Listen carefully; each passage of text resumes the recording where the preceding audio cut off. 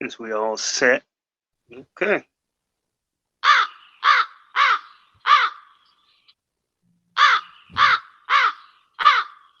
Call. Two men. One named Rich. That's me. This is Jermaine. Just got off the toilet. He's a foul man. This is the X's and O's of life. Huh?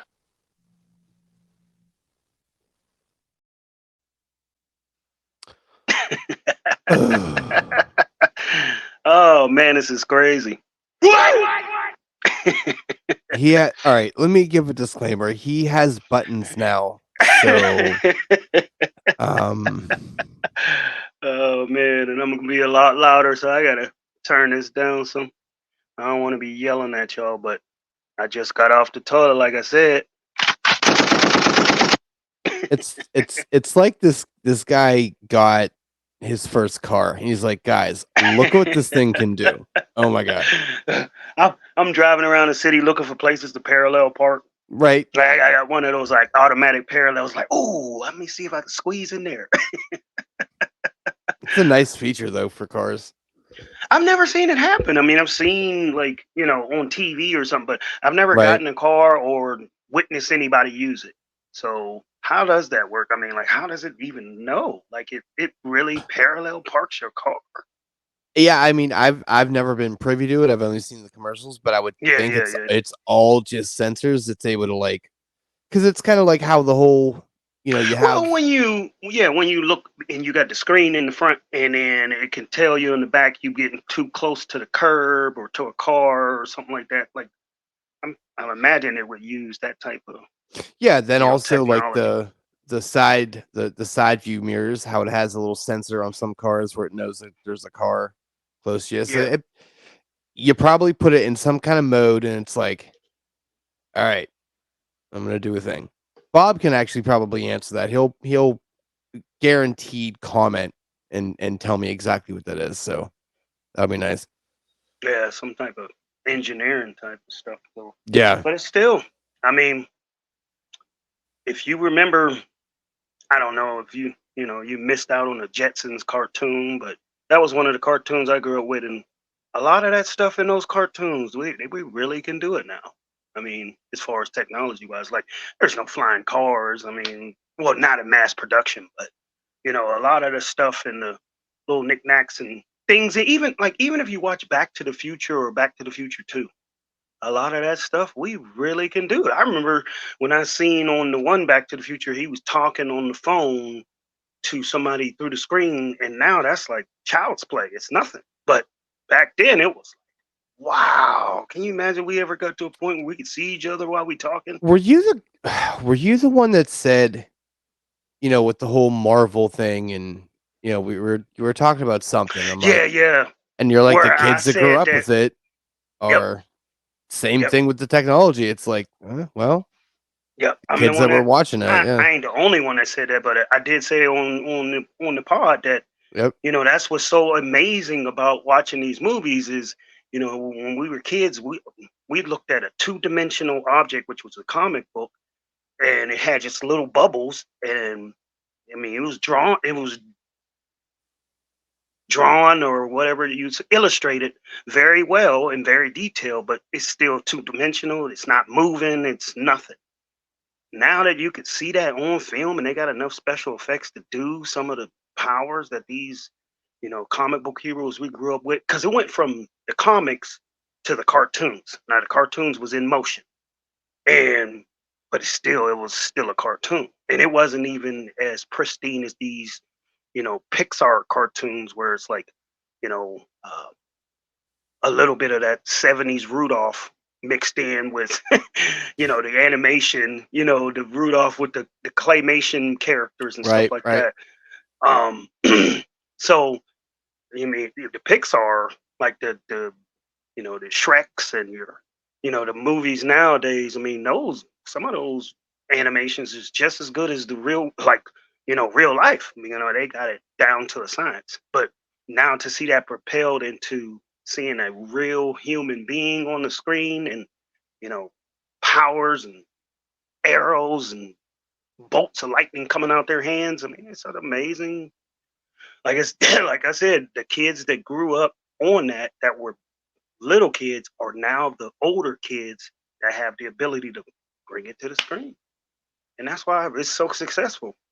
You know, it's nerdy guys that watch the comics, and those comics are coming to life. And I think it takes it to another standpoint. I know you're not into the whole Marvel thing, but in the Disney on Disney Plus now they got it where they've come full circle. Now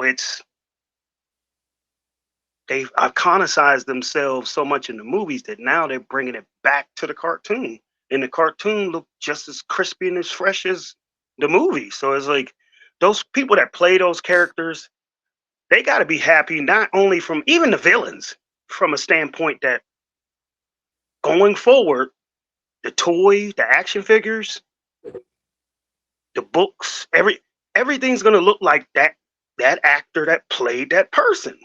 So, no longer does Thor look like when you think of Thor, no longer do you think of, the one in the comic book. You think of the dude Hemsworth. And that's what the new Thor and these kids growing up now, their vision of Thor is that actor. Once you get into that Marvel Cinematic Universe, you have iconicized yourself for decades to come, whether you live to see it or not. That's the impact of some of those movies. I hated it. I'm sorry that we got, we're one big fucking tangent. So I guess we already because we never do that. No, it was just this one time we got off topic. Yeah, it's fine. No, it's an interesting point, man. And then you just think of like technology, right? So Nick's like the superhero thing. But think of like things in those comics, in those movies, like the objects and items and whatever. Now you talk about full circle. People drew it up in a comic, then they put it in a cartoon, then they made it in a movie, and now it's like, hey, let's make this a real thing. And it's like, what do you do? What's after that? Like, yeah. It's wild because, I think a lot of kids, I was never one of these because I actually had friends, but, you knew I was going to take a shot. Yeah. I had friends too, but we were all nerdied up together. It would be like, hey, let's not nerd out alone. Let's nerd out in in droves, in groups. Yeah. And that's how cults get made. No, but like you think about it, the kids that were reading those books, they would sit there and fantasize of like, man, I wish I could have a flying car. Just for example, right? Mhm. Then they draw it up, then they see it in the movie, and then they get into an engineering career and they're like, hey, let's go build a flying fucking car, yeah? Yeah. And And like, all right, I'm free this weekend. Let's go. it's not wild. even just the Marvel Cinematic Universe. The Transformer, their whole franchise is the same thing.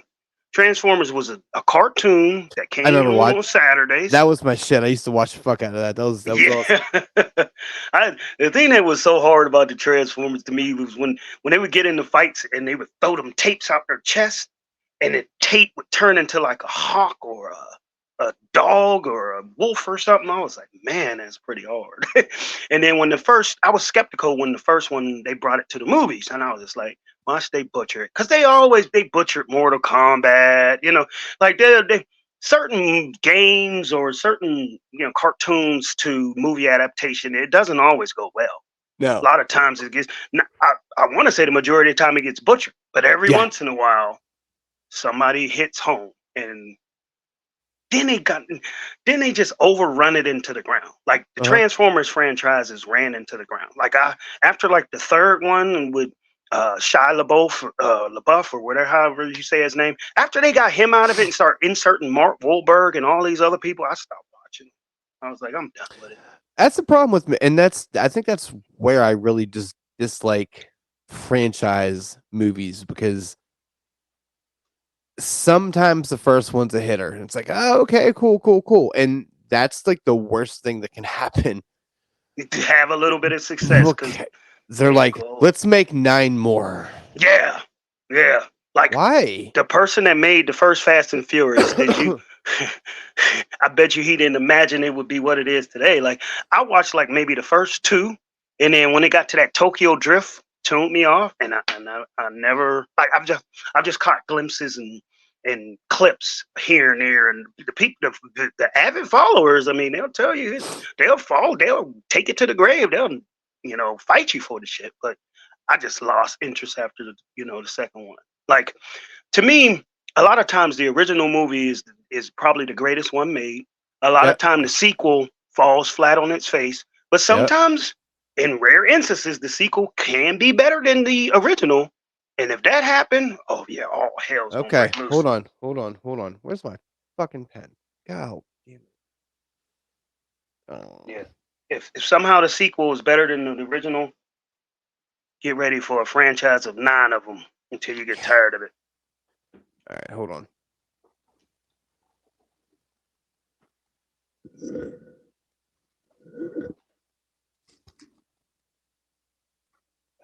Which one of these cocksuckers stole my pen? Right, Your ink pen? Motherfucker, don't talk out of turn, goddammit. All right, well, I found my pen. It was up my ass. So, yeah, I had to go clean it off. So, yeah, we're back. Deadpool 2. You never watched it, but those out there that they know. There's a dude that was hiding a pen in his ass. Oh. Yeah. Wonderful. Well, what I had to kind of stop the show for real quick to find a pen, because I mean, and people can't see this because it's off screen, but while we're talking, as everyone knows at this point, if you're new to the program, hey, here's kind of what this is. It's a very organic thing. So we don't really discuss anything throughout the week. Shit, we don't even text, honestly. Like, we're very, very good friends, but we just don't talk to each other because we don't like each other. So, but yeah, we just don't really, unless there's something pertinent to talk about, but whatever. But there's or a lot unless, of, I'm a lab rat and I'm being, I'm displaying my home for half of Pittsburgh. That's how we get our taxes on. Yeah, we do. Yeah, we do. Oh man, but yeah, most of the time, saving it for this moment. I don't want to. It's not like we can wear each other out with topics or anything like that. It's just hey, let's put it all right here. You guys see it organically from here. You know what's and let me finish this thing that I wanted to mention. Something I just thought about. What I've started to do is have a pen and a pad, and when an idea strikes me when we're just talking, it's like, oh shit, that's a good one. So, reason I was looking for a pen, because he's talking about franchises, and as everybody knows too, every episode we do a draft. I was like, yeah, you know what? We should do the best franchises. Should not be a difficult word to say. Welcome to my first stroke of the episode. But the best franchises with multiple good movies in the franchise. It's going to be rough, but I figured, put it out in the ether so we can start to actually like list stuff and look. So yeah, good. That's also another good reason why why we do the organic thing and go on tangents, because that's really how our ideas kind of come to play. The other thing I was going to say, how about we've been friends for 7 years? It's been 7 years. I mean, maybe we weren't friends initially, but like we've known I'm each saying, other for 7 years. since I met you, period. Yeah. What year did you come to said job? I don't know, fucking 7 years ago. He said, "You do the math on that shit." No, it was 17. 17. Okay. Yeah. Oh, okay. Sheesh. Well, the point to that is like we haven't ran out of shit to talk about yet, so I think No. we're all set. Well, You know, speaking of and very rarely do the average amount of friends sit down and have a conversation for an hour and a half to 2 hours weekly, and this still is true. don't got shit to talk. Because most friends is, hey man, what's up? Even good buddies, you might come in for the weekend. Y'all might have maybe 30 minutes of real conversation. The rest is just, all right, man, let's go over here. Hey, get a drink here. And, Yeah. y'all don't really talk. That's a good I point, can man. say that even about my brother, when he comes in from out of town. I mean, it's like the most we're saying to each other is, love you, boy. Love you, man. We dabbing each other up and hugging and, let's go, let's go, let's go. You're ready to go. And then, we go out to the club or whatever. And we talk about the bullshit that went on that night. And then talk about why you should have went to the club. yeah. And then, you wake up and then, go out like, hey man, y'all ready to eat? We go get something to eat, and sit around, watch TV, talk a little shit, get ready, go back out. I mean, we're not having a full blown conversation. So That's a there's good not too many point. words there. That's a real good point. Amongst best of friends. Yeah, like it's like, but yeah, I mean, we sit down and dedicate a conversation. I mean, of course we both come up with topics. It's not like we got a panel of writers that give us topics to talk about. I mean, we do Now- create them ourselves. Now, if we blow up, I'm not saying I wouldn't hire people to do that for me. Oh, absolutely. I mean, It's fine. yeah, I mean, I would definitely, we would put our spin on it, or we would, if there was any type of writers or producers like, hey, this is a great topic for you to talk about. I mean, if we both was like, nah, guess what's gonna happen? No. Mm-mm. But if it's a good idea and be like, all right, yeah, let's roll on that one. I think that would be even way more improv because neither one of us We would thought of have it. It's no- almost right. it would be like straight up like almost like a game show or some Jeopardy. Like you don't even know what the category is, but you gotta have some input on it. That would be definitely improvisation. I mean, theoretically, we could do something like that if we did, we came up with like 30, 40, 50 topics, and they have this little app where it's like a wheel, like a spinning wheel, and you spin like it. a random. Okay. Yeah. That would be like I said, playing those games that we be playing around the holidays. What was it? I keep forgetting the name of it again. Oh, Cards Against Humanity. Yeah. That one got you thinking on your feet. Like what? We may try that out later in the year. That might be like a anniversary, our 1 year anniversary show. That game was pretty cool. I never played it before until that day. Oh no! I'm talking about the wheel thing, but yeah, Cards Against. Oh, okay. Yeah, but Cards Against Humanity is the goddamn tits. It is fantastic.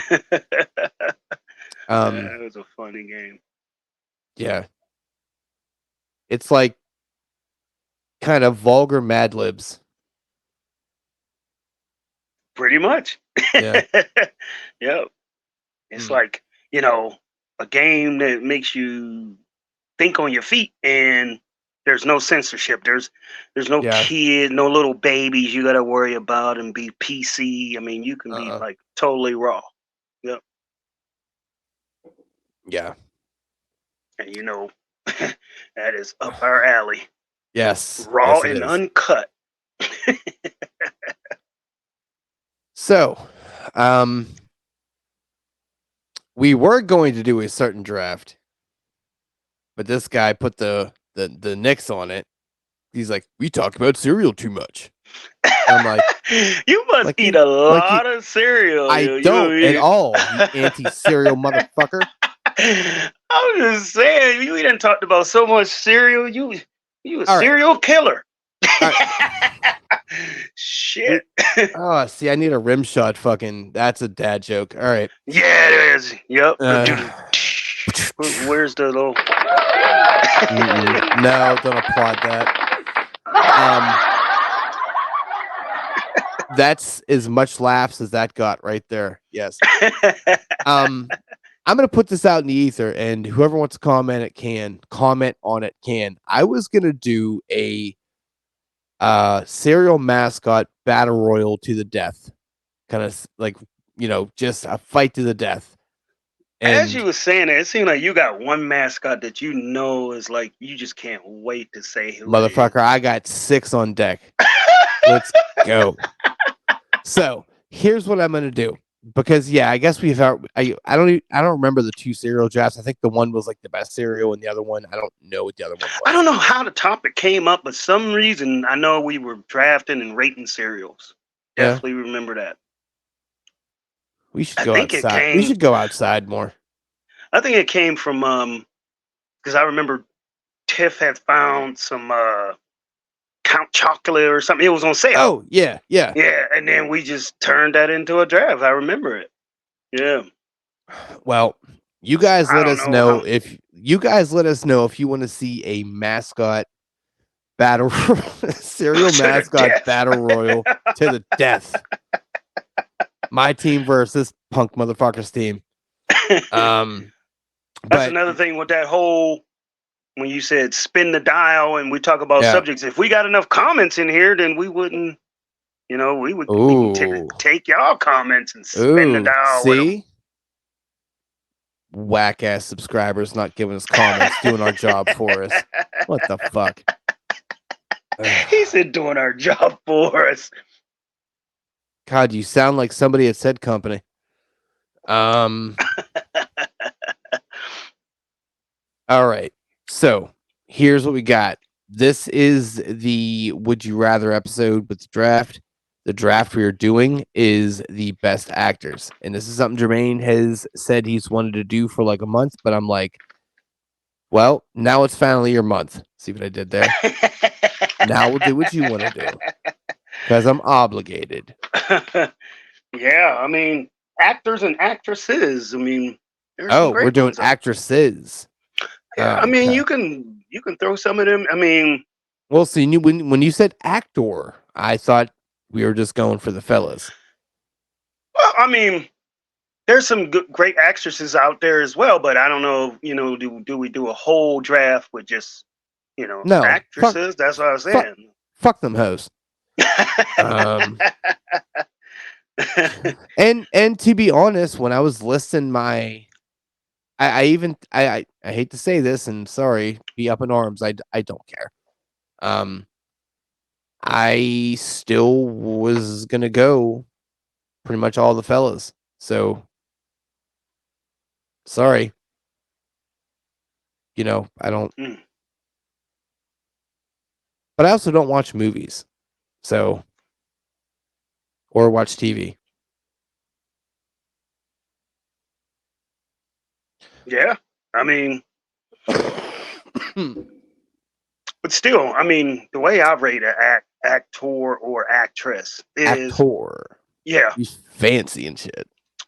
It's not really based off of the role that they look like they can play the best. It's like, okay, that's a given. You look like I don't know. I mean, like, if you look like that character, I don't really consider that an acting job. That's just you being you. But when you step completely out of character and you act something totally different than people may perceive you to be, and then by the end of that movie, you almost transform into this other character, that is a great acting job to me. Like, that's how I rate actors. Like, it's not okay. Like not saying that they weren't great in some of the mob movies, the De Niro's and the Pacinos in the great mob movies, but when they play those movies, it's like, okay, you look like that. That's the whole reason why you're on the screen. You're probably not going to nail that role. But when it's a different role that you would totally not suspect them to really play, or they stepped out of character, and then by the end of that role, they've nailed it to the point where either the person they're mimicking is you almost believe it's them. That is a superb acting job. when you separate the actor's persona and themselves from who they are and attach it to the role they're playing, that is an Oscar worthy performance in my opinion. But I have a few examples of that. But Okay. either we can go actors now, or we can go with the would you rather now. Up to you. Let's do the actors first. Okay. Um, Yeah, we did kind of. That would be like, letting you get the tip in, and then if we start talking about something then else. going to get ice cream real quick. Yeah.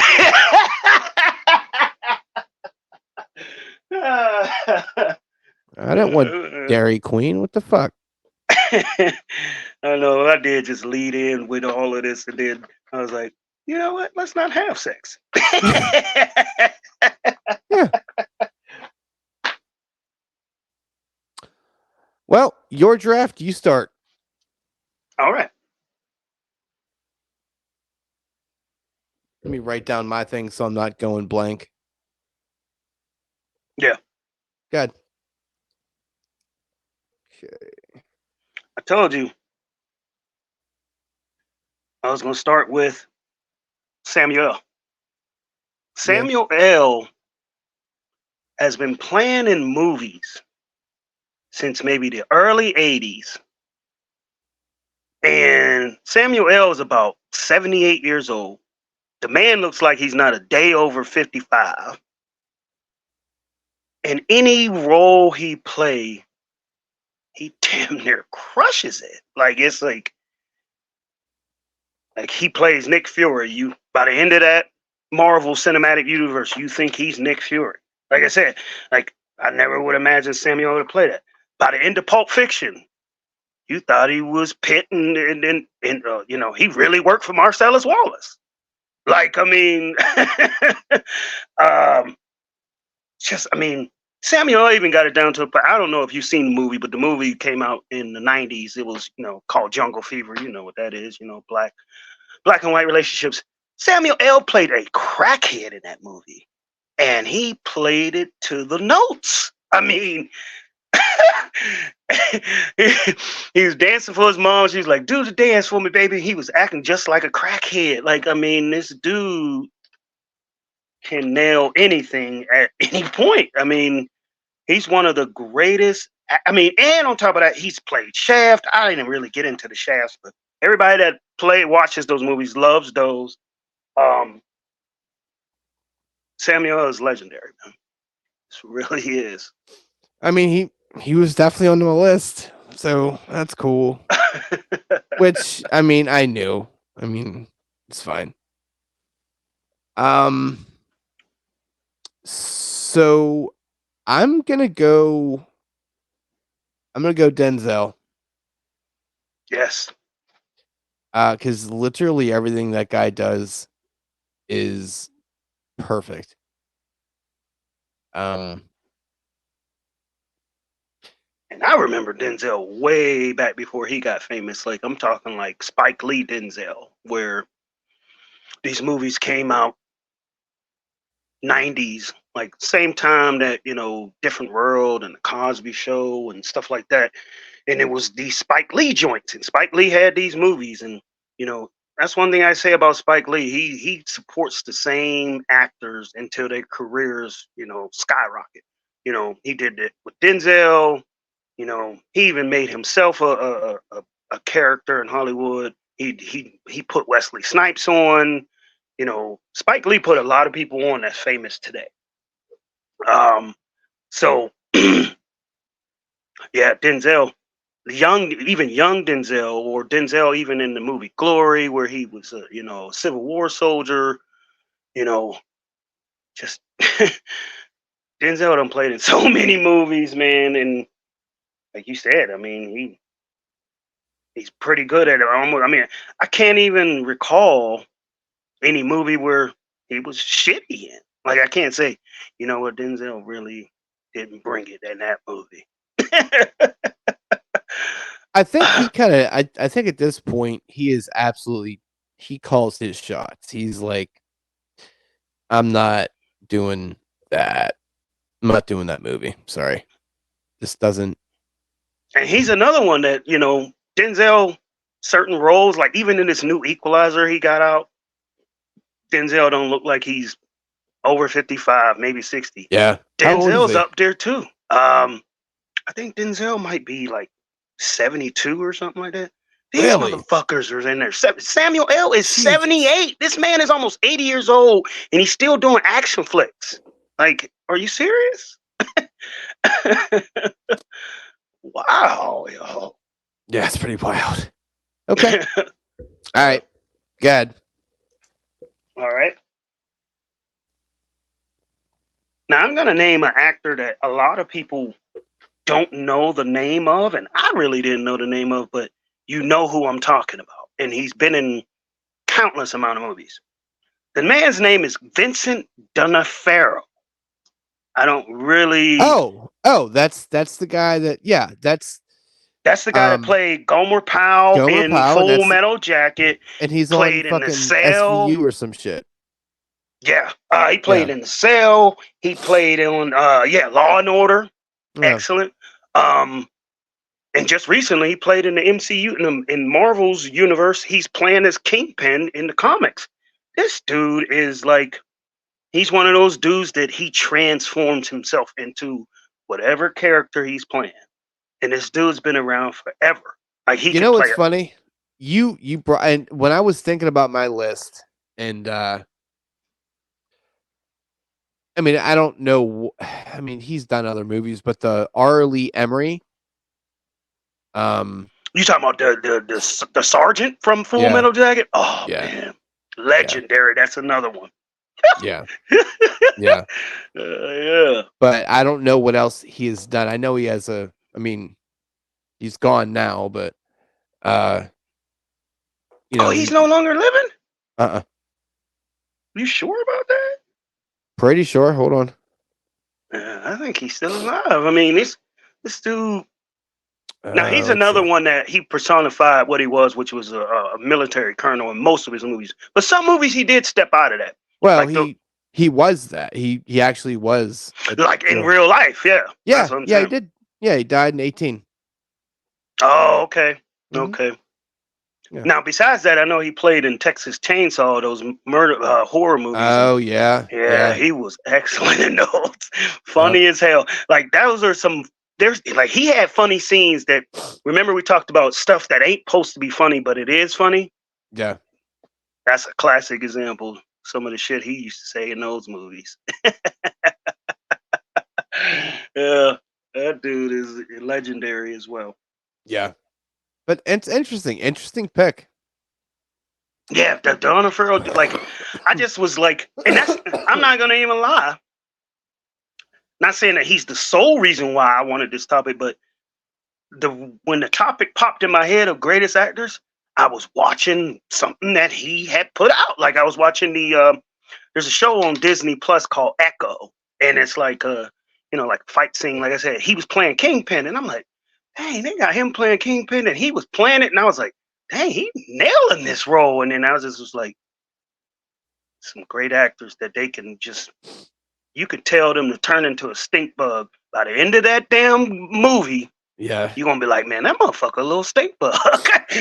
Well, my second pick is going to pretty much epitomize that. So I'm going Leo. Leonardo DiCaprio? Yeah. Yes. I got him on my list right here. Yeah. I got a list of about, let me see, 1, 2, 3, 4, 5, 6, 8, 9, 10, 11, 12. I got 12, and he's definitely on my list, DiCaprio. Yep. Yeah. At first, I thought he was this pretty boy, because he first came out, he was on just Titanic. He was this, love interest on Titanic. I thought that was all he could do. Yeah. And then he slowly but surely started taking on monstrous roles, and it was just like, damn, this pretty boy can act. Yeah. He seems to be that guy that goes balls deep into his role. Like he Yeah. becomes it. Like gives him PTSD, becomes it type of thing. Like that's Yeah. Just one. I ain't gonna say a movie I watched recently, but well, I did watch it recently, but I watched the movie when it first came out on Django. Even though he was Yeah. a racist prick, he still nailed the role. I can't take that away from him. You know what I mean? It's like it's acting. You know. Well, that So- one scene where he he's at the table and Django gets found out, and Yeah, and he's like, he pulls the skull out and was like, "There's what is it?" He said, "A submissory olfactory Yeah. something in your brain that black people were, are supposed to be submissive or something like that." Yeah, and then I mean, and then he slams something down. And he actually cut himself, and he kept fucking going. yeah, Like he cut himself, like apparently pretty severely, but he kept going on with the scene like it was nothing. So I'm like, shit, man, that's yeah. But yeah, Yeah, he's been all over the board, man. He's been The heroes, Great Gatsby, villains. yeah. Inside, you ever seen what was it called? What was the movie called where it was like a rat in the FBI and then an FBI agent in the mob, and it was with Jack Nicholson. I can't remember what it was called, but he played the hell out of that. Oh man, it was him, Matt Damon, Jack Nicholson, a bunch of stars in this movie. Dang, what was it called? But it was an Isn't interesting. it like oh fuck? Inside Man? No, not Inside. No. Oh shit! I know what you're talking about. I can't think of the name. Yeah, it was good, but the premise was pretty much there was a mob rat. There was somebody that was in the mob that was spying or infiltrating the FBI, and then there was somebody from the FBI infiltrating the mob, and the two were going back and forth. It was crazy. What is that called, man? I'm about to go crazy. Was it like Things Fall Apart? No, I can't remember what it was called, but it was good. It was good. Yeah, I can't remember. Okay. Mhm. All right, round 3. What do we got? Okay.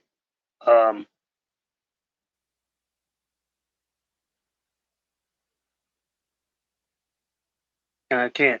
Of course, you can't go anywhere without. I mean, it would be a sin. Do you want to just rip De Niro and Pacino off the board and just those are givens, or do we discuss them?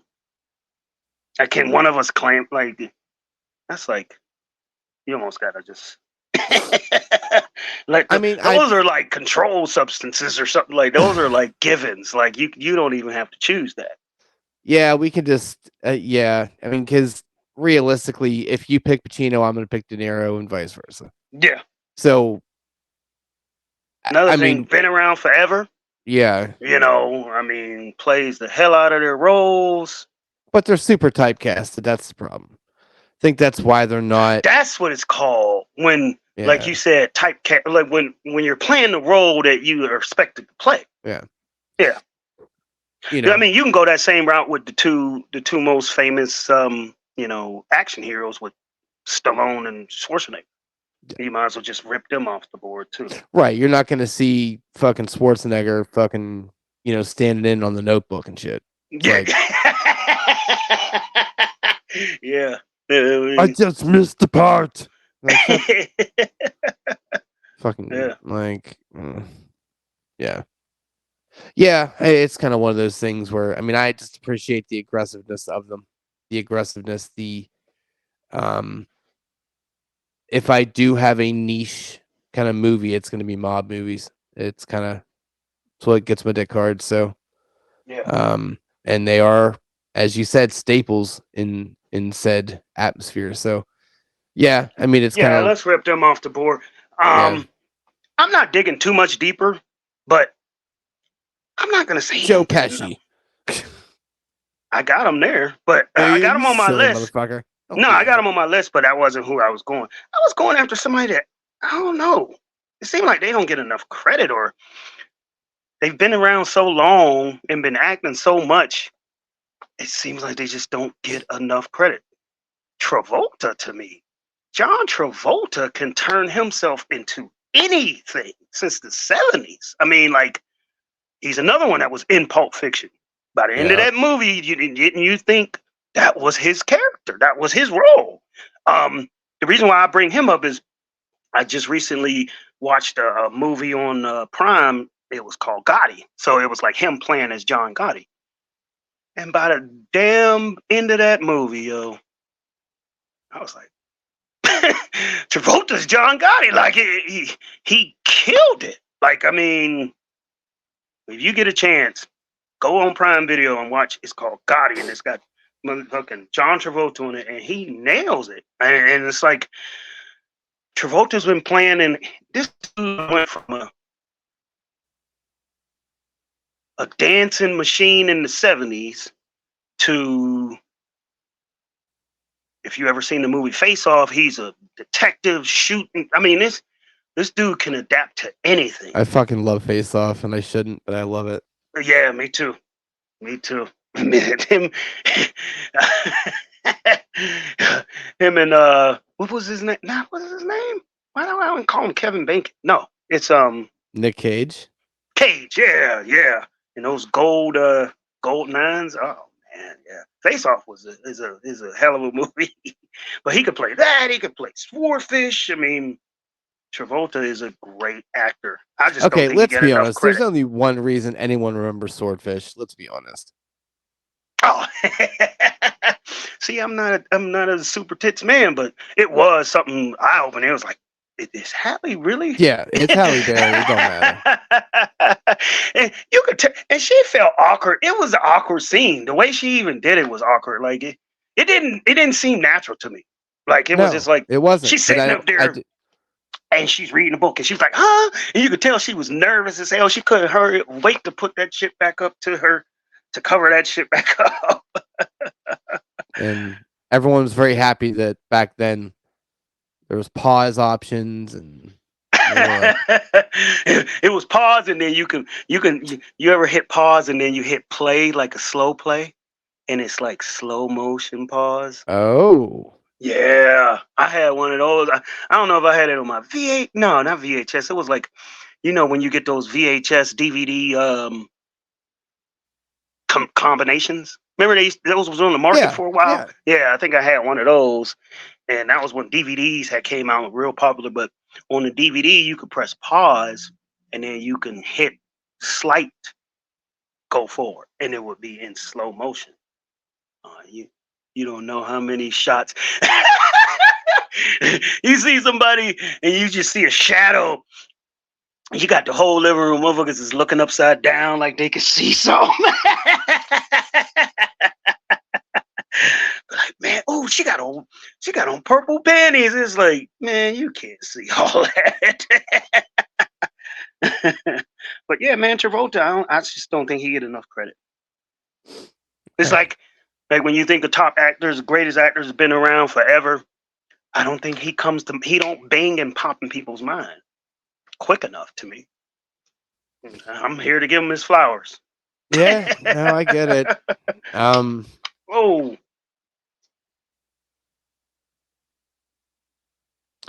It just I don't know.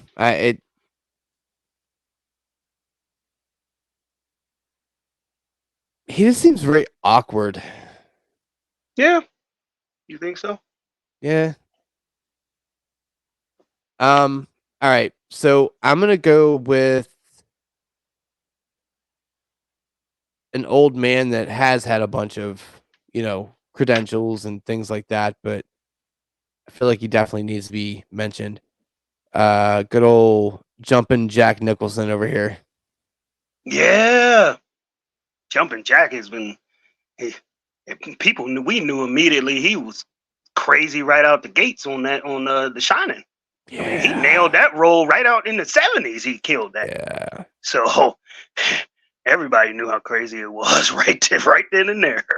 Yeah, and that's why he had courtside at the LA Lakers. Like, it was like, man, that's Jack Nicholson. You better move the fuck out the way and let that man sit down. Yeah. Yeah, he's kind of like he is almost like Hollywood royalty, almost. You know? Yeah, he's like an emeritus. An emeritus is like he's like the Godfather of the shit. You know what I mean? Like his credentials is they go deep. Yeah. He gets mad respect. And Yeah. then when he's had to play the Joker in the 80s, Yeah. it just solidified how crazy that man could be. Well, I don't think he was even acting at that point. I think they just said, No, "Hey, yeah. I mean, in all the Batmans, everyone that's played the Joker has been mentally like thrown off. Like a lot of them had, like with Heath Ledger, he couldn't snap out of it, so he killed himself. Like that role, I guess, is so submersive and it gets so deep into you. People have a hard time snapping back. I mean, I heard Nicholson, he had a hard time. Like he had to go to mental health to try to get himself back in order. really? Yes, anybody that plays that Sheesh. Joker role, I don't know, something about that role just it gets into you and it don't want to leave. Yeah, that's a serious role. That is very interesting." hmm Hmm. Yeah, Jack Nicholson, he had to go to like mental health or like read up on it. Like he had to go through like almost like a rehab to like nurse himself back to society because he had took the role that deep. And then Heath Ledger took on the role and he couldn't snap out of it. Huh. And Heath Ledger, to me, I don't know. I mean, I know people nostalgia and everybody loves the originals and all of that. Heath Ledger is the greatest Joker I've ever seen on film. So I'm sorry, Jack. I know you are the forefather, but I'm sure he's listening. I'm sorry, but I mean No, I get it. Heath Ledger nailed that role, and his life is at sacrifice because of it. Heath Ledger killed, and I mean absolutely destroyed. I was gonna say that's probably that a Joker poor role. that's probably a poor choice of words, but Yeah, I can't say it. No, but Heath Ledger, greatest Joker I've ever Okay. witnessed on film. Sure. I mean, because we're talking about greatest actors, but there are certain instances or performances that do warrant consideration, and they're not. It's like Well, I don't say Heath Ledger is one of the greatest actors of all time. I'm just saying. No, but you know what? Role, Here's my thing. No, listen. I think that if there is a role, like a generational defining role, and it's the only thing you've done that was that was actually good, but obviously it goes way above good.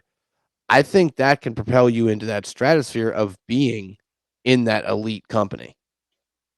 See, the immediate person that comes to mind outside of Heath Ledger, Jamie Foxx, man. When he played, In I don't know. Django?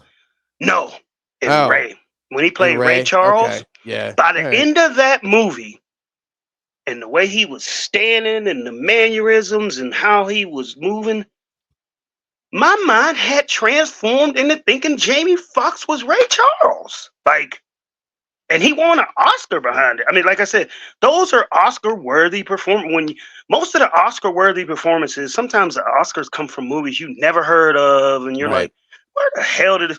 But if you ever sit down and watch some of those movies that they nominate, and you somehow can survive through the boredom of some of those movies, because some of those movies I have no interest in, but there are, when you see the performance and why they won an Oscar, you see why. You're like, Yeah. damn, he did. If you could transform into the role, and by the end of the movie, your brain has convinced yourself that they were that person, that is an Oscar-worthy performance. And by the end of that movie, Ray, Jamie Foxx had done it. Same thing, Okay. Heath Ledger. By the end of that Batman, Heath Ledger had convinced me that this is, if there was a real life Joker out there, this is about as close as what he looks like. Okay. Is that your number 4, or is that just your conversation? No, it was just conversation. Okay, Like I don't all right. have like I don't put Jamie Foxx as one of the greatest actors of all time. I'm talking about just single performances. Okay. I All definitely right. put I just that didn't know up if there. you're like transitioning that into pivoting into it. No. So we're waiting on my fourth. Mm-hmm.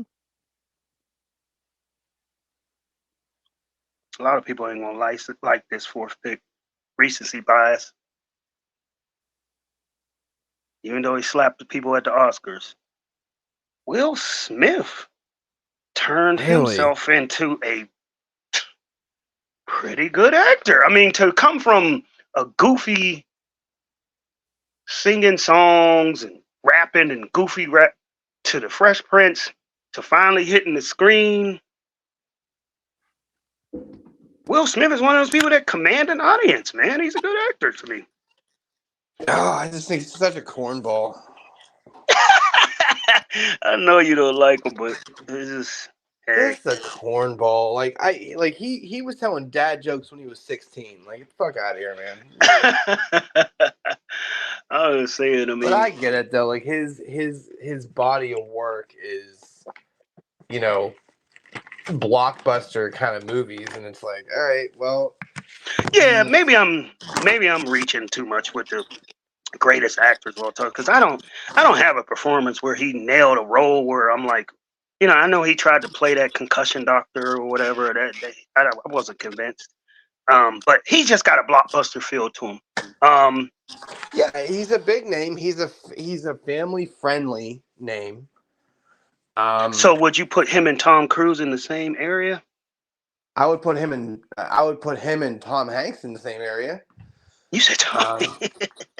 You had the wrong Tom, but yeah, Cruise been around for a long time. Yeah. Long time. Was that one of your picks? No, God, no. Oh, okay. So we're only doing 4 rounds, right? Yeah, that's about it. I mean, I got some honorable mentions, but I definitely, he said, thank God. I said Pesci. I had Morgan Freeman in there. Ooh, okay. Morgan Freeman is definitely he's the legendary. world's best narrator. I don't know about the actor part. Yeah. I think the best role he played in was Lean on Me, where he was, you know, Joe Clark, principal of the school. As far as, you know, a role of playing somebody single-handed performance-wise, and also in that movie Glory. Blockbuster feel, I had Keanu Reeves in there.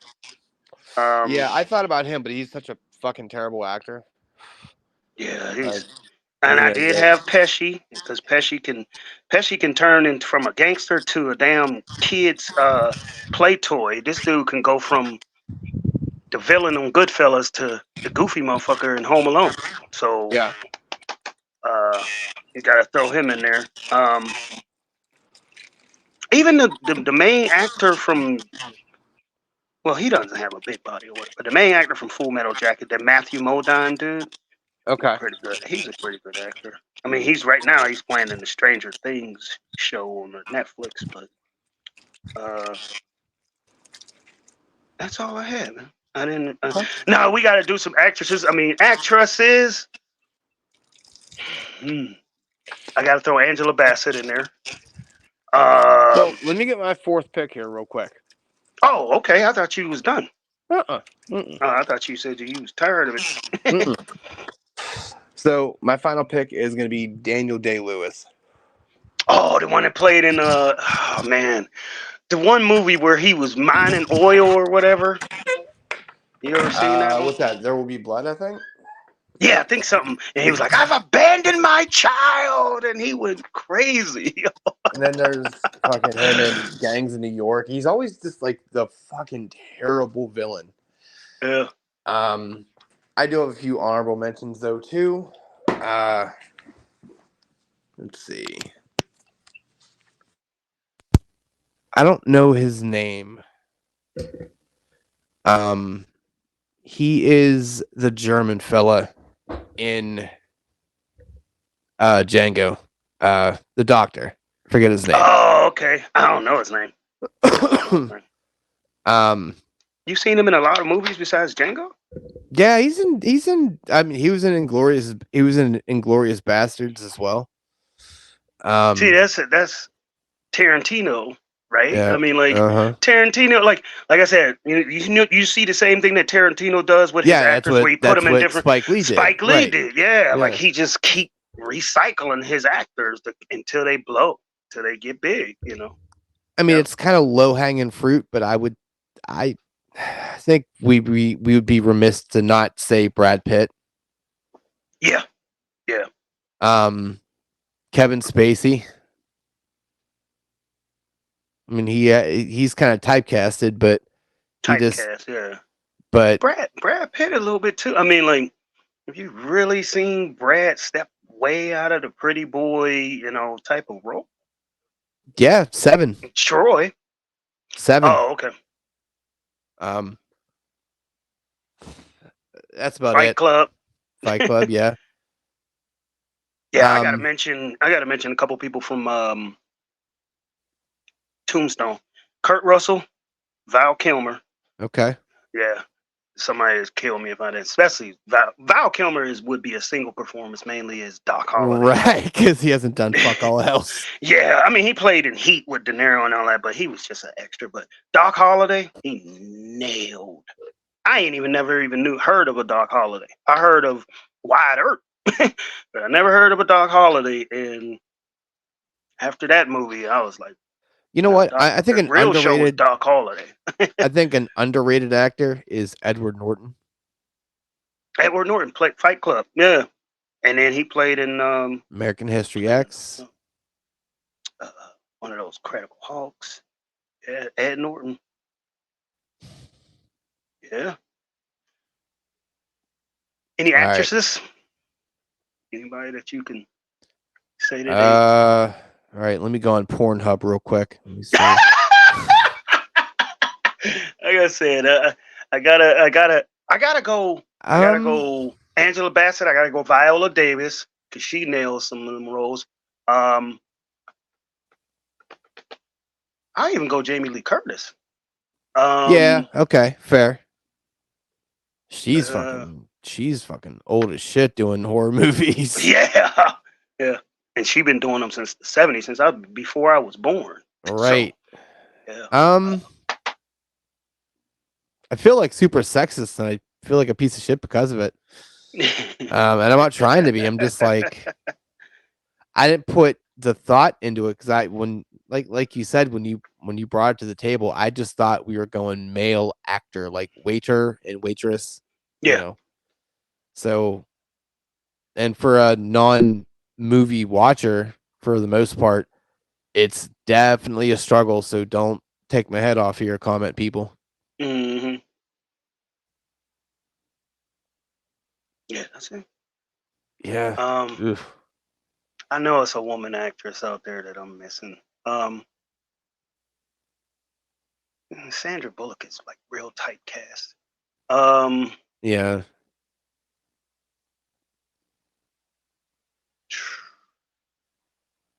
Trying to think of I mean, this is probably a problem because the struggle bus is being driven right now. Like we ain't got no slam dunk picks. Yeah, I'm on tilt. Let's give it up. Just move it. All right. So, all right. Would you rather? What do you got for me? All right, let's go. Now these are extreme life scenarios, and there is no middle ground. There is no, I'll take somewhere in the middle, or I'll take where I'm at now. You either have to go extreme opposite, one or the other. Okay. So I got extreme opposites. Would you rather? And I got 1, 2, 3, 4, 5 scenarios. Ooh. Okay. Okay. Would you, as far as size goes, and we're not talking down low, I'm talking about just size of a human being. I'm talking about, would you rather be a rich Danny DeVito or be a broke Brad Pitt? Rich Danny DeVito all day. Yeah, because I can take that money and I can, super easy. Take that to the fun house and have a good time. I don't leave the house anyway. What use is a pretty boy in the ghetto? Like if you can't even hold down a Burger King job, you're just a pretty guy. Yeah, that's broke and useless. Yeah, unfortunately, money does rule the world, and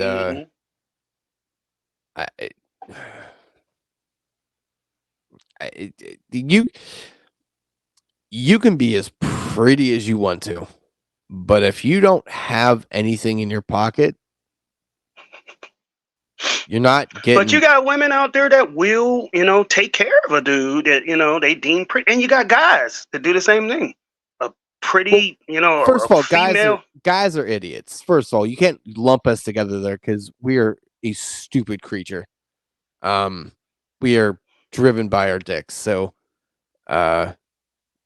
there, I feel like there's not a lot of ladies that are just gonna like let the guy mooch, basically, just because he's pretty.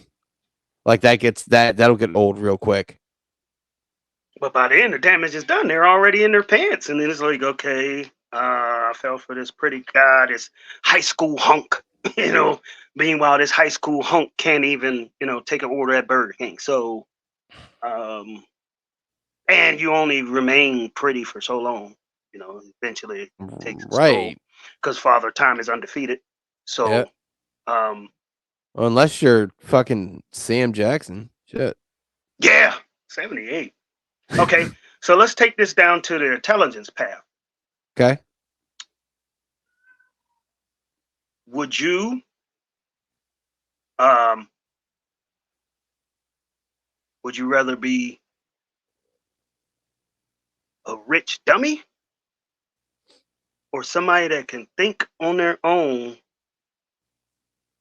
intelligently without, being told everything but either you're I guess there's no middle ground, but I mean, like, I'm not gonna just say you're broke because if you're intelligent, most of the time you're not gonna be flat broke. That But was you're gonna not. be my point, but okay. But you're got not. you. You're not in an ordinary amount of rich. You're not famous or anything You're like getting by.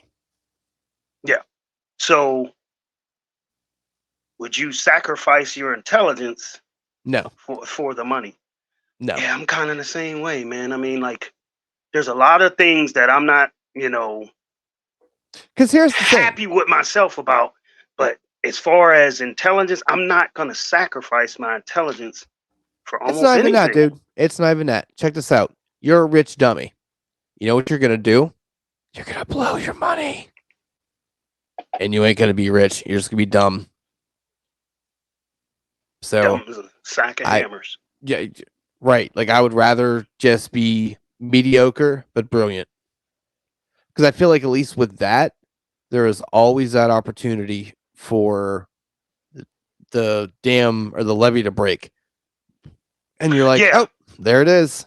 Got it. So Rich Dummy is going to get used just like he is. It's like, okay, all the intelligent people in the room are going to come up with an idea, and they're not going to include the Rich Dummy until they have the idea solidified. Then they say, let's take this to the Rich Dummy and see if he'll pay for it. And then who's got there? And the Rich Dummy sitting there like, yeah, I got all the money, but everybody's like, you dumb. It's like, yeah. I wouldn't sacrifice my intelligence for almost nothing. So because you can always make money. If you're dumb, you usually can't get smart. It's usually not one of those things. You can read up as much he as you said want. education don't mean nothing. He said if you're dumb, you just can't get smart. So anybody that is a scholar, they were already smart. It's just that the books and the education enhanced their gift. I feel like they had the wherewithal and the drive and the intelligence to know their skill set, to follow their skill set, and to realize, okay, I am able to retain all this information, but I can also kind of expel it to college or high school or whatever. Yeah. I feel like there's a very big difference between being a dummy and being ignorant to things. So when you're dumb, it's more of a will than a skill thing. Like you just don't fucking care. Like you're just dumb. So it's not like being lazy, because I think a lot of people confuse laziness Yep. with dumbness. Absolutely. Like a lot of kids that I went through high school with, there were ones that were lazy. They just didn't want to do the work. But when you got them interested in the subject that they were interested in, They're they were hammered it out. Yep. they were sharp as a tack. You know what I mean? But it's just they didn't feel the education was enough that they needed to pay attention to. But people would run around calling them dumb, and meanwhile they weren't dumb. They didn't provide the effort. They Listen, were lazy. Tiffany is a great example. She is a brilliant, brilliant lady, but she is mildly retarded when it comes to math. Like I have to be naked for her to be able to count to 21, right? So it's just math is not her thing. She struggles mightily with it. But if you throw any other subject at her, she's just like, hold my wine. I don't know. But it's just there's a lot of people out there. I can remember this. A lot of people that would click up. You could kind of pick and choose. You knew who was kind of the leader of the gang that was just, I just don't feel like doing this. So I'm going to get a lot of people around me that don't feel like doing this as well. And we're going to be the proverbial cool kids. And where are those people at right now? I want to go see them at the reunion. Please. Those are the 50 Cent kids. Like, damn, homie. In high school, you was the man, homie. The fuck happened to you? Pretty much. Pretty much. 50 Cent. And it's funny because we're going to, I think it's like no. Really? Oh, shit. Wow. Okay. Yeah. So there's a 20-year reunion this year. Oh, you got your first 20? I already went to my 20th. And well, I would fucking hope so, you idiot. I'm old as shit. I went in 2016. Yeah, because I graduated in 96. You and Tiff were in the same math class, weren't you? No, I went to graduated in 96. Yeah. So, 2006. We had a reunion. I still got the t-shirt. The t-shirt. Yeah? It says, class of 96 and all that. But well, yeah, it was an eye-opening experience. It was just like Tiff wants to go to see the train wrecks. A little bit. That's pretty much what I mean. At first, my buddy DH, he was coming in. He was just like, hey, I keep forgetting that majority of my buddies. I'm sitting there saying my buddy, but he was coming in. He was like, man, I'm going to the reunion. I'm making a special trip. And at first, I was just like, man, I don't want to see them motherfuckers, man. And then he was just like, man, I'm going to see who ain't shit and who's it. And I was just like, you know what? You got a good idea. Who got fat? Yeah. And I went just to show what I look like, and at the time, I probably had a little bit more weight and I was in the gym, because we had the gym at Sad Job, I was in the gym all the time and I went to kind of show off a little bit. Like, y'all ain't shit. You got a couple teeth missing up top, 3 down bottom, and you look horrible. And, I was just paraded around and, definitely talked a little bit more and laughed a little bit more around the bitches that thought, you wasn't shit in high school. So you would look at them and while they real fat and like make a gesture like, hey, what's up? Extra laughing, kind of over laughing to let them know I'm looking good, I'm feeling good, and you look like trash over there.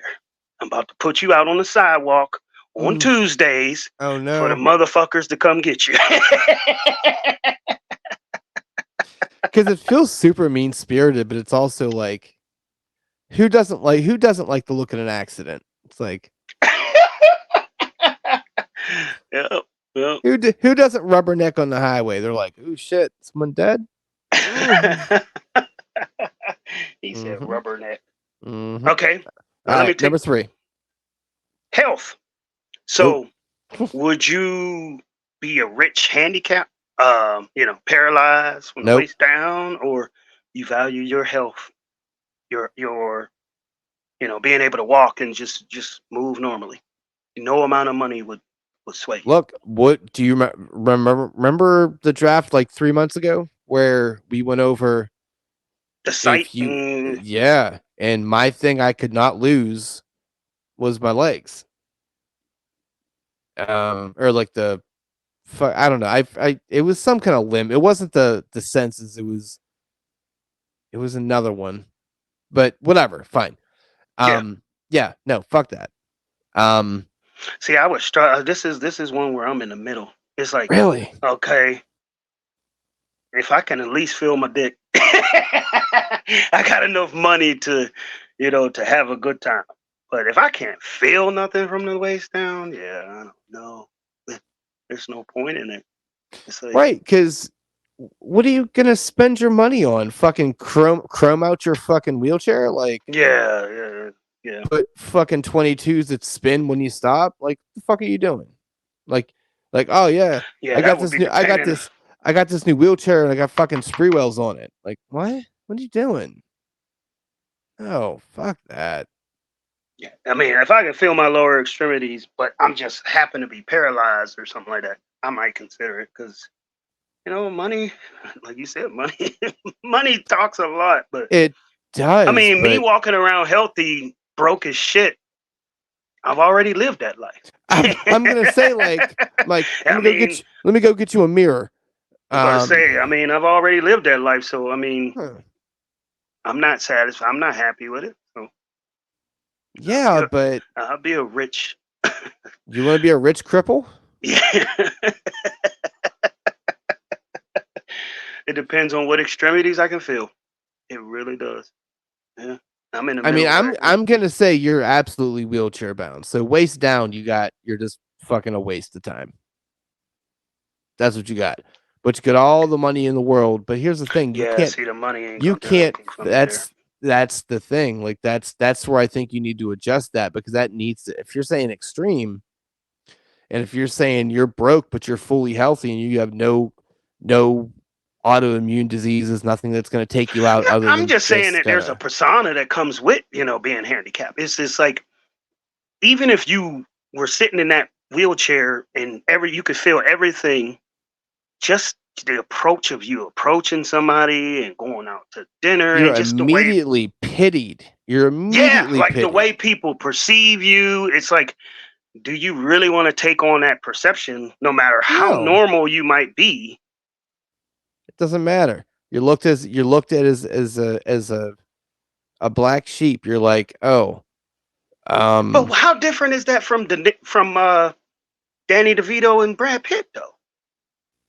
They can fucking walk.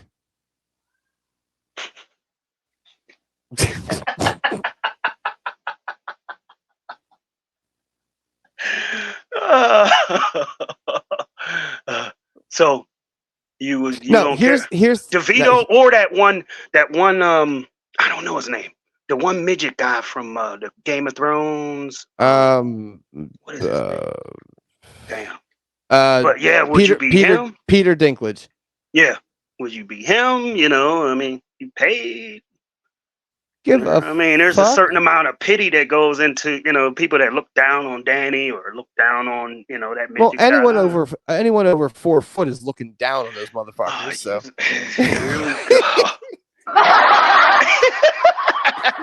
you talk about me with the dad jokes. That was you. So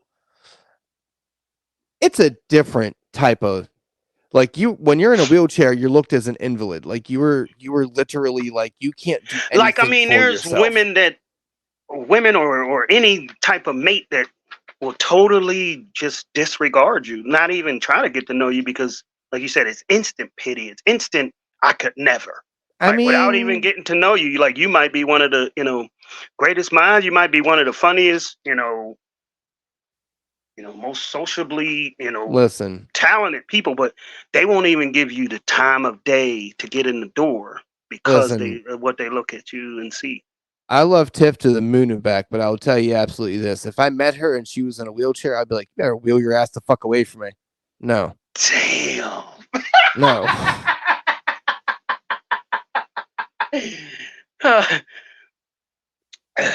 This dick is not wheelchair accessible. The Sorry. handicap community, I have nothing to do with this man's statements. If Listen. any of y'all are watching. Listen, this dick is not wheelchair accessible. Get the fuck away from me. Okay. So No, you like talk- it's just because it's such an undertaking. Like you just think about that. Like even looking at a relationship, that is just an undertaking because then you as Well, the I mean, able-bodied even you- person. even the competition, like, okay, if you come into a room and you're, in a wheelchair and you introduce, the room, like, hey, this is my wife. Any guy that deems or sees your wife as cute, they instantly have no respect for. They think, well, I'll be able to pull her. Like, would he respect you and be like, no, that's his wife? No, he's instantly thinking that he's got a window, a crack, You know what you window got? to get in there. All you have to do at that point is put the little fucking bike brake on his wheelchair, and what are you gonna do? Oh, see. Oh, shit. You are dirty as hell. All right, let's take it to this is my last topic because I said wealth, but we You've already covered that, yeah.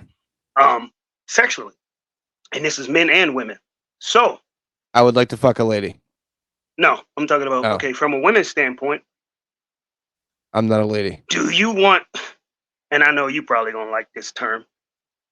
Do you want a man that's endowed, rich endowed to the high heavens, but as dumb as a sack of hammers? So he can make you climax, drop you off at your climax, come pick you up like a bus stop, but you're carrying the weight. And I see this example in the ghetto like all the time, where you got a woman that's taking care of a man that can't hold down a job. But the rumor around the town is, he's hanging low, and Yeah. he's satisfied. So is that sex worth, someone that's, well endowed, so to speak, but to Okay. carry all that rest of that baggage? Or would you rather, someone that's either, average or below average, or no, we said we gotta be Yeah, below you average can't do because we average. said extreme. Yeah. Yeah. Right. You So gotta have like a you gotta micro be penis. below average, Yeah. but they're intelligent, they got money. Now, so am I on a and so lady in forth. this situation? Yeah, this is from a lady standpoint. I'm gonna cover a man's standpoint as well. Absolutely below average. Absolutely. And you know why? Because sex is emotional. And I once again, not a lady, not a professional, but look, as a guy, I could rub my dick against a counter and probably get off if I did it enough times. It'd be fine. It's like we have not evolved at all sexually. We're idiots. You could have, and here's the kicker, right? You could have Mandingo over here slinging around his fucking, pole, and it's like, if the girl isn't into it, she's not going to get off. Like you would think, maybe just the physical. Yeah, that's what I say. I see pornos. Like- I don't think the woman that they having sex. The guy they're having sex with, that's plowing the whole Right. room. They're not physically like She didn't super come into 30 that guy. times. Yeah, like she's not all into that guy. It's just No. that he's the guy with the stick, and the whole room Right. is filled with women. And Now there might be they're some getting times. off. There might be some times where that girl gets off just from like the physical, like, oh well, there you go. It happens. You hit all the spots. Mm. But if you get a guy that's below average, but he knows what that woman wants, and there's that connection, you could blow on her clit and she's fucking busting. So it's one of those things where, See, yeah, I mean, I don't know, the female, like you said, they're more emotional. Like God, like you said, we're just physical. We stick it in and just, we ain't got to be super feeling the woman like, oh man, I really love her emotions, and it's gonna absolutely make me bust. not. Absolutely If not. you put your shit like, okay, let me cover the male standpoint of this. Okay, Yeah. a woman, Yeah. would you rather this is the segment. Would you rather have a woman that face bang, great, motherfucking titties, pristine, ass, Okay. excellent, Okay. but as dumb as a sack of fucking hammers? You can't Yep. talk to her. He said, yup. No, but another thing I want to go into there is sexually, she don't know what she don't like. Would you rather have a pretty scraping your shit up in her mouth, fucking awkwardly fucking, or would you rather have somebody that may be deemed ugly but know how to throw down when the lights go off? I've had both sides of this equation multiple times. So Me too. I mean, can I had someone literally that say from was experience. very pretty but didn't Oh, know how man. to do shit, and it was just like I felt like I took some sandpaper and jammed my dick into some sandpaper.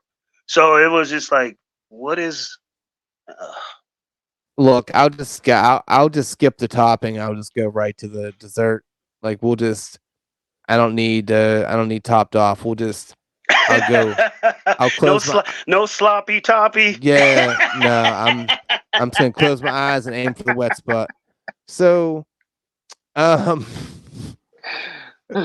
yeah, I'm So absolutely.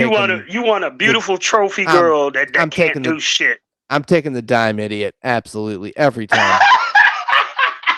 Twice on fucking Sunday.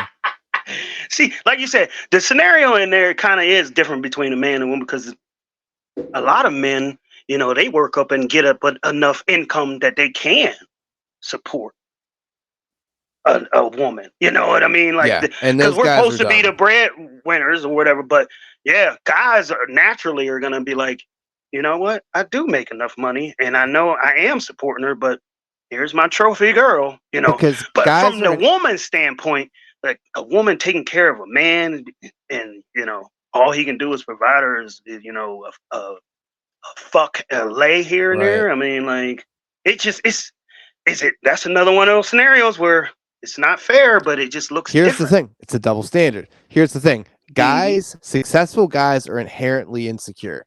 Non-successful guys usually gave up a while back and they don't give a shit. So they will be fine mooching off this girl that just takes the dick and they buy them whatever they need to buy. If you're that successful guy, you need to have that trophy wife because unfortunately at that point you just view her as an object and you're just like, this is mine. It's like, it's not, but okay.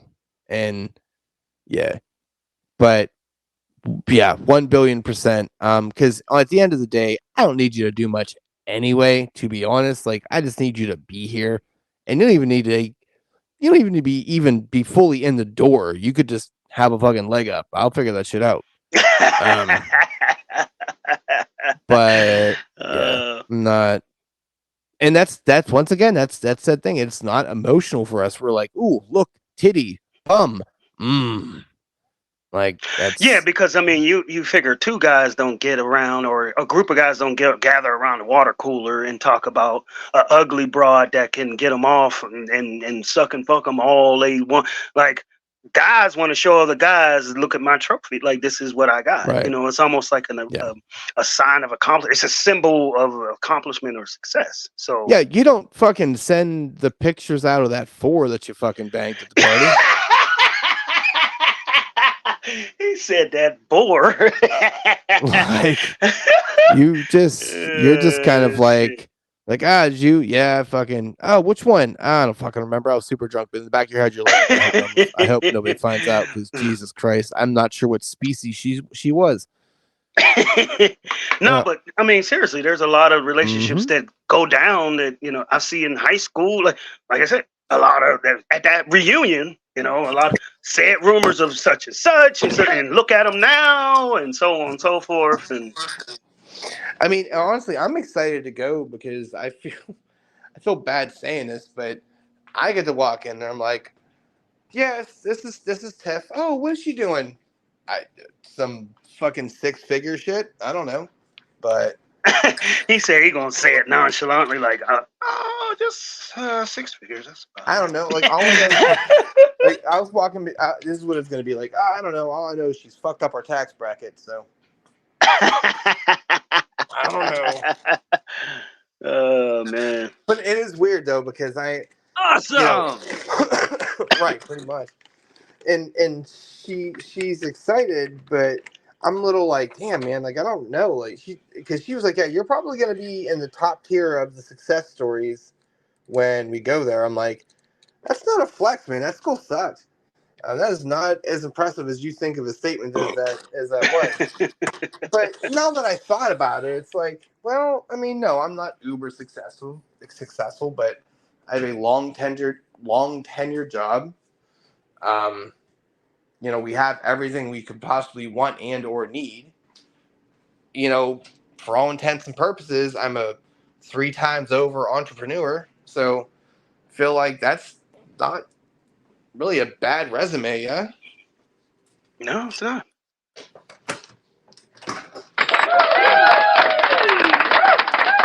There's the buttons. Have my buttons now. I got to get my echo in here. Yep. And everybody hear me. We can. So Rich is going to the reunion. I am. I think it's in like June or some shit. Yeah. So I will say this. Oh, wait, it's hey, happy we are supposed to care about you month. Oh yeah. Oh yeah. So that is something I do want to talk about next week though, because next week is a topic. So I do want to talk about that for a little bit to kind of just show the hypocrisy of why I'm not even gonna like blow the load on it. I'm just gonna say like let's wait. oh Jesus Christ. See, you pressed all the wrong buttons now. Can't even take you fucking serious. Okay. But basically Yeah. it's the crux of Yeah, I mean, I understand that, we talked about how we're gonna attack that, because it's a hypocritical type of thing. It And is. And I'll give this little teaser. It's the same idea that I feel about Valentine's Day. It's a much, much broader spectrum, but the principle is the same. I think Valentine's Day is an absolute waste of time in this stupid holiday because it's a money grab. yeah, but you shouldn't just take that day to show the person that you love them. You should do that all the time. Same thing with Black History Month. Instead of maybe, pretending that you care, why don't you actually just care all year? I don't know. It's a thought. Well, I mean, that's God. Why is it so loud? No, but that's how I feel about the Christmas grab. And that's what I told you. Like, it shouldn't be one day that, proves your love or anything like that. It's like, Yeah. man, do I really gotta, I gotta show your kid? It's almost like you gotta prove to your kids that you love them or whoever your significant other. And then, like you said, Valentine's Day is the same thing with, just your significant other. And it's like, okay, so if I don't provide you with, some roses and a teddy bear, or I don't love you the rest of the year. Or And unfortunately, some people look at it like that. That's They do. their view on it, and They do. they're like, well, why don't you do anything? Because fucking like with Tiff, her birthday is on the 9th. I'm like, I don't have anything planned for your Valentine's Day because I don't give a shit about it. Your birthday, yeah, but I don't know. Yeah, the birthday. I mean, I understand the birthday. I mean, like if there's one, I ain't gonna say holiday, but if there's one day that I do feel should be celebrated, and I do take seriously, because I remember at said job, I would make sure I take off a whole week around that day. I mean, even if nobody else will, celebrate, or nobody else will give me the satisfaction, I'm going to give myself the satisfaction on my own birthday. Well, I think it's your own personal holiday, right? Like I feel like it's the day that your parents decided to not abort you. So Yeah. Sure. Yeah. Yeah, birthday is special, but yeah, Valentine's Day and like I said, any other holiday, even Christmas, man, it's a big money grab in my opinion. Well, before we get out of here, I did have an interview earlier today with a fella that exposed a $350 million fucking corporate scheme. So that'll get uploaded tomorrow morning along with this, and be on the lookout for. I have a interview with a comedian tomorrow, so we'll be kind of doing that. So there's going to be a lot popping onto the YouTubes there. So be on the lookout for all that stuff. All right. We had a pretty decent Yeah. draft. Pretty decent. Would you rather? I told you I had some life extremes. So yeah. Next time we'll get on and talk about this hypocritical holiday that we have coming up. Or hypocritical month. Yeah. I'm giving away too much. But And maybe depending on the comments, we might be doing another serial draft. Who knows? I don't know. I was gonna say I don't make the rules, but I'm like, well, technically I do. yes, you do. But like, well, we don't get no comments, but we'll pretend that I don't make up the rules. It's fine. No, we'll see. I mean, it was an idea that popped up in my head. I'm like, I wonder how that would go, but I don't know. We'll see. All right. Alrighty. Well, all right. I will not talk to you next week till next week unless you're a zoo exhibit again. A what? A zoo exhibit. Yeah. I got another exhibit tomorrow. Yep. Just fill my house with just strangers and just let them just see what I'm doing. Next time they come in, I'm gonna just have them. I'm gonna be standing in front of the TV watching a porno with my dick in my hand, like, oh, did I interrupt y'all? Or I'm like, hey, come on in. That's when you're like, hey, I could use a hand over here. Yeah. Yeah, this is insane. I just never went through. I've never heard of anybody going through this type of shit. No, like I almost said something. I'm like, nope, not my place. But I'm like, aren't you infringing on his rights at this point? Like, Yeah, and I'm like, okay, man. You tried to come here on a Sunday, and I'm like, no. And then all you did was just flip that around into this Wednesday and Thursday. Like you double. It's almost like you punished me for saying no. It's like, what? so when here's what you do. Like tonight, you just draw a pentagram on the fucking floor. Just You said what? you just tonight, just draw a pentagram on the floor. You said. Draw a pentagram. Get some black candles. Maybe get like a goat's head or some shit. Like this is how it goes down up here. This is what I do on my Wednesdays. Yeah. Jeez. All right. All right, Bob. Take her All right. easy. You too. Yep.